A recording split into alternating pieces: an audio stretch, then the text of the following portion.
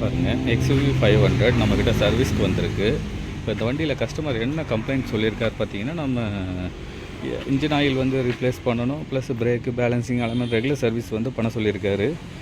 இது இல்லாமல் பார்த்தீங்கன்னா நம்மளுக்கு டேஷ்போர்டில், அதாவது இன்ஸ்ட்ருமெண்ட் கிளஸ்டரில் வந்து லைட் வந்து பிளிங்க் ஆகுது. உங்களுக்கு ABS light plus airbag light இது எல்லாமே வந்து பிளிங்க் ஆகுது ரன்னிங்கில்.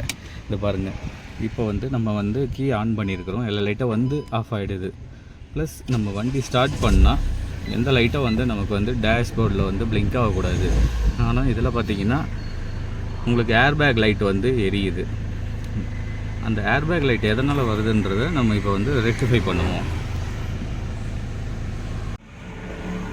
இது பாருங்கள், நம்ம அந்த ஏர்பேக் லைட் வர்றதுக்கு வந்து டோட்டலாக எல்லாமே வந்து டிஸ்மேண்டில் பண்ணிகிட்டு இருக்கோம். இந்த ஸ்டேரிங் வீலில் வர இந்த ஏர்பேக் வந்து கழட்டி எடுக்கிறோம். இதுதான் வந்து நம்ம டிரைவர் சைடு ஏர்பேக்.